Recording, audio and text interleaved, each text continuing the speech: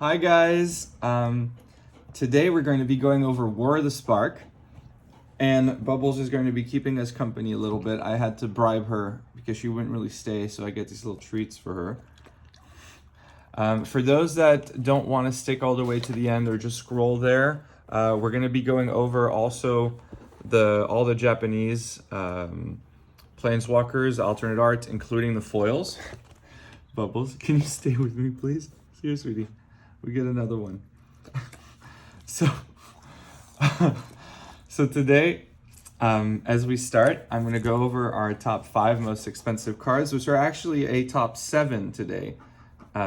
We have at our number 1 spot, of course, Finale of Devastation, which is currently worth $45 and on foil. Then we have Liliana, Dreadhorde General, at $22. Then we have Karn at $14. Teferi at $12. And then the next 3 are all at $10. So that's Nicol Bolas, Narset's Reversal, and Spark Double. Yes, Bubbles, I'm going to give you another treat, but I need you to relax a little bit. Here.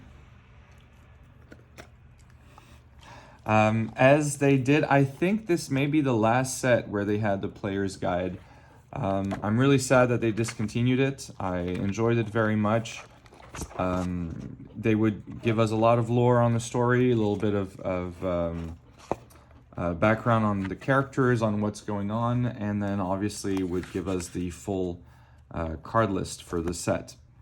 As I try to do with all my sets, I have a booster for all of them, and then the player's guide when there is.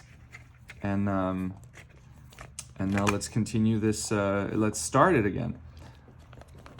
So this set, the set symbol is Bubbles.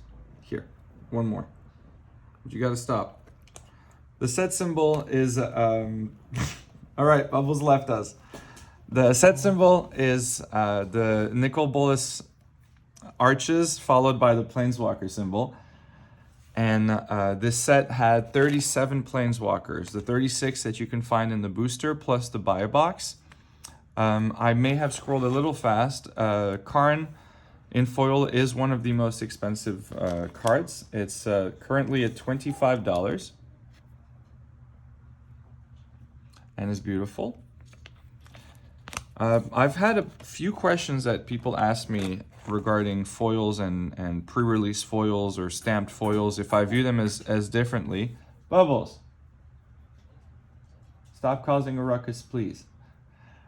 And I don't view a difference. Some people do. Like, to me, if I had a non-stamped Gideon Blackblade, or if I had the stamped version of it, I would consider them both foil, and to me, they fit well enough. If you disagree with that, let me know. Everyone has, their own way of collecting, as we say, and as we do it. Here, so yeah, we had 37 Planeswalkers, the 36 that you could find regularly, one in every single pack. And then you had the buy box, which was Tezzeret. Here is one of our promos, which is the Augur of Bolas. The lore for this story, I think... Bubbles, come on, come here. I think the lore for the story was that Nicol Bolas wanted to trap all the Planeswalkers and needed a certain amount of sparks in order to regain his pre-Mending era powers. And that's why he had to capture the immortal sun from Ixalan and bring it to Ravnica to trap people from leaving. This set is about Nicol Bolas bringing his army of the undead to Ravnica to kill all of these Planeswalkers, harness their spark, and become a god among gods. Pretty intense storyline. He eventually was defeated and captured, but not dead. So I assume we'll probably see him in the future again. I wonder when, how, or what they're going to do for him to break out of his cage, but it'll be something we discover. Spark Double has been a card that I think surprised a lot of people and went up in price. Oh, this video is also dedicated to Gio, who did a wonderful video himself on War of the Spark in Japanese, and so I wanted to show him and who else ever wanted to have a look at my set of War of the Spark in foil, and we'll go over the Japanese foil variants. Liliana is the second most expensive foil this set in this format. She's currently at $35. This is another one of the promo.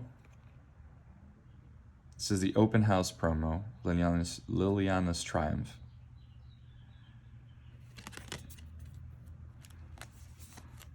There were a lot of there were no variants for all of the sets. This is the second to last set without variants before the collector booster, so foils actually do command somewhat of a premium and are often almost double the price of the regular cards. Like Karn, we saw in non-foil is $14 and in foil is at $25. That's not exactly double, but good enough for premium.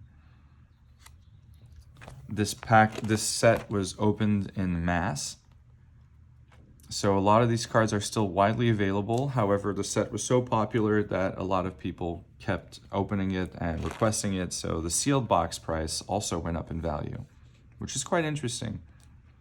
Do you guys hold on to some products? I'd love to know how you go about deciding what to open, what to keep sealed, and what not. And regarding my process for collecting, for these, I like to open a lot of boxes, as many as I can. Here, this is Finale of Devastation, the most expensive card in non-foil and in foil. This one is a pre-release foil. I opened a lot of pre-release because you'd get a foil Planeswalker, and some of them would be the Japanese alternate art foils, which are very hard to get and quite special, so I opened as many of those as I could afford at the time. The foil Finale of Devastation is currently at $75, which is quite expensive. Nissa Who Shakes the World is, I'm missing a Paradise Druid. Gee. Nissa Who Shakes the World was extremely played and way too overpowered in my eyes.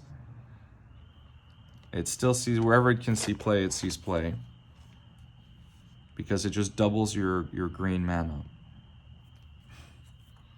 We went over Finale, we went over Lily, we went over Karn. I think our next foils are, this is a Dovin's Veto Friday Night Magic promo. Our next two expensive foils are surprisingly uncommons. There's Neoform right here, which is the fourth most expensive card at $26. Did I pass one? I think I may have passed one because there's Flux Channeler. We're not going back, guys. We're moving forward. I forgot Flux Channeler. That is at $25. And now we're going to look for Teferi and Niv Mizzet. Niv Mizzet is also an expensive card and beautiful. I really enjoy the art on this one. Any card that's 5 colors, I genuinely appreciate and find it quite fun ever since Niv Mizzet accepted his role as the Gatewatch, the Living Guild Pact, sorry. So here's Teferi, our third most expensive card in the set at $30. And the beautiful what is this? Planeswalker Weekend promo for Time Wipe. I know, Gio, you were asking on how I put them. Just put one in the back, one in the front. I don't necessarily go after, and then we had a lot of our other Planeswalkers. I know so many of them have the stamps because I went to town on opening these because I really wanted the Japanese ones, which I didn't know would be that expensive, but I just really love the art, so I guess I'm grateful I opened them. This is our Karn's Bastion Planeswalker Weekend in both arts. I miss the days where we didn't have all these variants.